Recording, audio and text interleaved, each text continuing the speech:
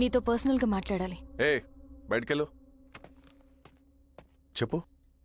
అన్నయ్య చనిపోయిన తర్వాత ఎలక్షన్స్ లో పోటీ చేసిన నన్ను సింగన్న దళం కిడ్నాప్ చేశారు. కానీ అక్కడ ఒక వ్యక్తిని చూశాను. ఆ వ్యక్తిని అన్నయ్య చనిపోయే ముందు తన దగ్గర డబ్బులు తీసుకోవడం గమనించాను. ఆ క్షణమే సింగన్న దళంపై నాకు అనుమానం వచ్చింది. I'll take care.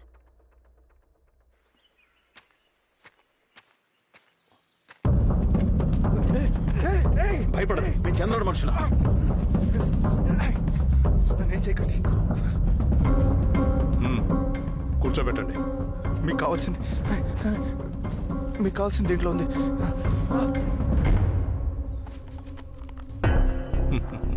కాంట్రాక్టర్ డబ్బులు కదా, కొత్తగా ఉన్నాయి.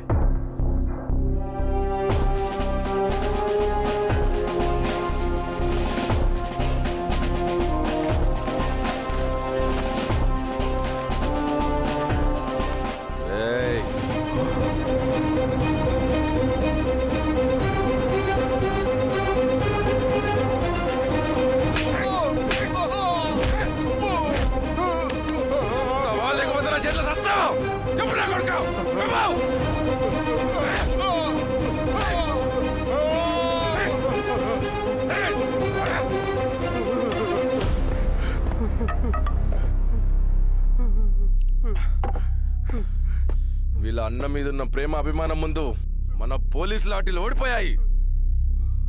చంద్రన్ ఎన్కౌంటర్ ఎలాగూ పోతాడు. కానీ విచిత్రం ఏంటంటే వాడి భార్య నర్సమ్మ, కూతురు మమత, కొడుకు నరేష్ మరో ఎన్కౌంటర్లో పోవడం చాలా బ్యాడ్ న్యూస్. చెప్పు శిరీష, ఏం చేయమంటావు? నువ్వు ఒక డెసిషన్ తీసుకున్న తర్వాత ఎవరి మాట వినవు కదా. హే దాస్ సార్, రేపు మార్నింగ్ న్యూస్ పేపర్ వద్దని చెప్పు. సరే సార్. తెలిసిన విషయం మళ్ళీ మళ్ళీ చదవాలంటే చాలా బోరింగ్. నేను చెప్తాను సార్, జరిగింది మొత్తం నేను చెప్తాను సార్, సింగన్న దగ్గర నేను 20 సంవత్సరాల నుంచి పనిచేస్తున్నాడు సార్. పేదవాళ్ళ కోసం అన్న చేస్తున్న ఉద్యమంలో మేమందరం చాలా కష్టపడి పనిచేసేవాళ్ళం. కానీ ఒకరోజు నేను చెప్పినంత చెప్పి ఈశ్వర్ రెడ్డి దగ్గర 10 లక్షలు తీసుకురండి. దేనికన్నా ఇదంతా? దేనికేంటి? మొన్న ఆ కాంట్రాక్టర్ దగ్గర నుంచి, నిన్న బిల్డర్ దగ్గర నుంచి, ఈరోజు ఈశ్వర్ రెడ్డి దగ్గర నుంచి. అధికారం కోసం. డబ్బు ఉంటే అధికారం వస్తుంది, అధికారం ఉంటే డబ్బు వస్తుంది.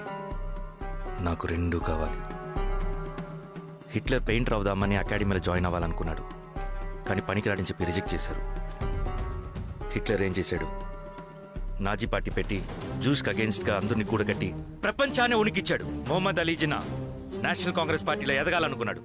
ఎప్పుడూ పట్టించుకోలేదు. ముస్లిం లీగ్ పార్టీ పెట్టి ఇండియాని రెండుగా చీల్చేశాడు. పాకిస్తాన్కి ప్రధానమంత్రి అయ్యాడు. ప్రపంచంలో ఎక్కడైనా సరే 2 కులాలు, 2 మతాలు, 2 ప్రాంతాల మధ్య చిచ్చు పెడితే చాలు, అధికారం వెతుకుంటూ మన కాళ్ళ దగ్గరకు వస్తుంది. జమ్మూ అండ్ కాశ్మీర్ నుంచి మహారాష్ట్ర, గుజరాత్ ఎక్కడైనా సరే, ఎవరైనా సరే ఇదే గేమ్. నేను అంతే. ఒక మామూలు కార్యకర్తగా దళంలో చేరాను నేను. కానీ ఈరోజు న్యూస్ పేపర్లైనా సరే, జనాల్లో అయినా సరే, ఎక్కడైనా సరే ఒకే పేరు, Singanna, Singanna, Singanna. And I love that. Naxals కొంటే ఈ అడవినే శాసిస్తాం, రాజకీయాల్లోకి వస్తే రాష్ట్రాన్ని శాసిస్తాం. చంద్ర, మన చదువులకి, మన తెలివితేటలకి ఈ అడవిలోనే మగ్గిపోవాలా? నువ్వే ఆలోచించుకో. ఆ మాటలు విన్న నేను ఆలోచనలో పడ్డాను. తన స్వార్థం కోసం ఉద్యమమును పెడదారి పట్టిస్తున్నాడని అప్పుడే అర్థమైంది. కానీ నాకు వేరే దారి లేదు. సింగన్న ఆదేశం ప్రకారం మేము వెంటనే వెళ్ళి ఈశ్వర్ రెడ్డిని కలిశాం. సింగన్న పార్టీ ఫండ్ కోసం 10 లక్షలు ఇమ్మన్నారు. ఆ డబ్బులిస్తే రైతు కూలీ సమస్య ఉండదని చెప్పమన్నారు. అంత డబ్బా నేనెందుకు ఇవ్వాలి? నువ్వు గెలుస్తావనే భ్రమలో ఉన్నావు. ప్రజలంతా అమాయకులు కాదు రెడ్డి. ఈ ఊళ్ళో ఏం జరుగుతుందో నువ్వు మాకు చెప్పక్కర్లేదు. మీకు పార్టీ ఫండ్ ఇస్తే మాత్రం నేను గెలుస్తానని గ్యారంటీ ఏంటి? తప్పకుండా గెలుస్తావు. ఆలోచించుకో, తెలివైన వాడివి.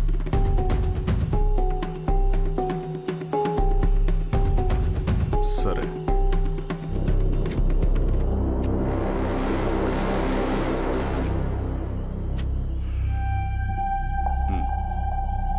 కానీ నాదో కండిషన్.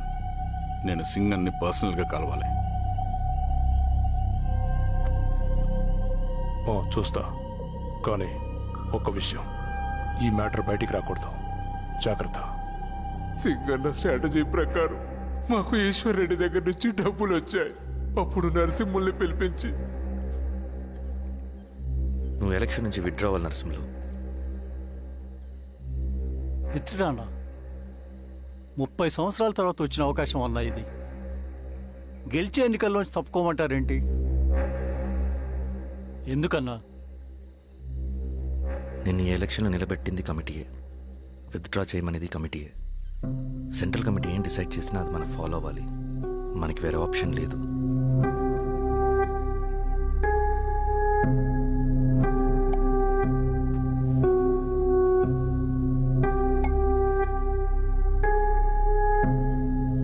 నన్ను నమ్ముకుని చాలా మంది ఉన్నారన్నా.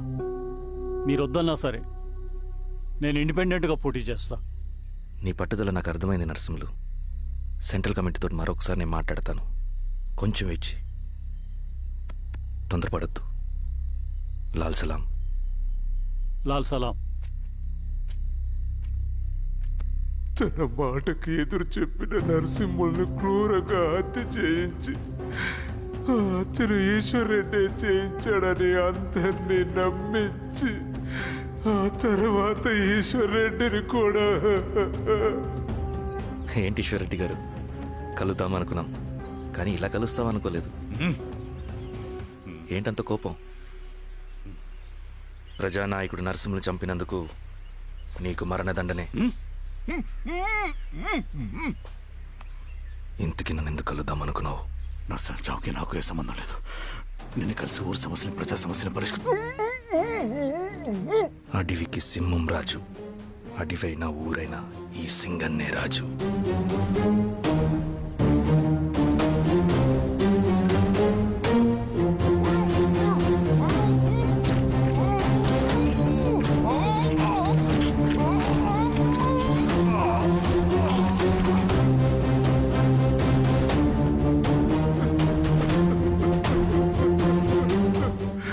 తప్పు చేశావు సార్.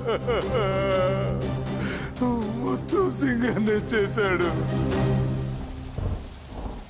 ఇంకా చెప్పాల్సింది ఏదైనా ఉందా? శిరీష ఆ రోజే చెప్పిందన్నా. ఇన్నాళ్ళ పోరాటంలో ఏం జరిగిందన్నా?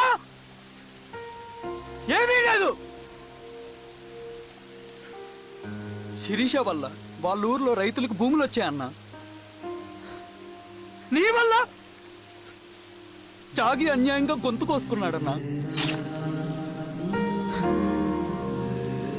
నరసింహులు, ఈశ్వర్ రెడ్డి, ఇంకెందరో అమాయకులు నీ అధికార దాహం వల్ల బలైపోయారు.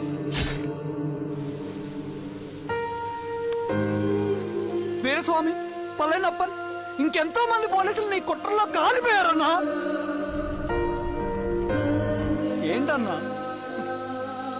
నీ వెనుకున్న పాపానికి మన దళ సభ్యులు ఎంతో మంది అమాయకులు చచ్చిపోయారు.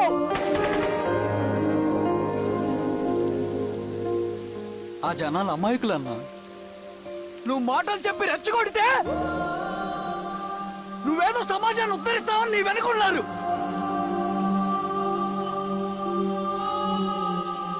వాళ్ళకి కావాల్సింది కరప్షన్ లేని సమాజం. అది ఊరైనా అడివైనా.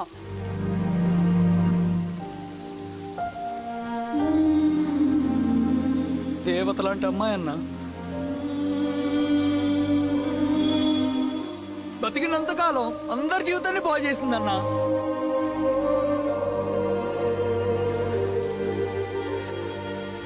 నా చేతులతో చంపించావు. నన్ను మనిషిని కాకుండా చేశావు.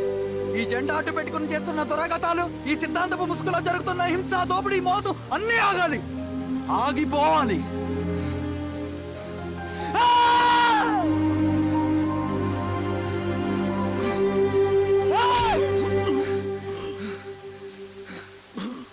నువ్వు చెప్పిన సమాజం స్థాపితం కావాలంటే నువ్వు సమాధి కావాలి.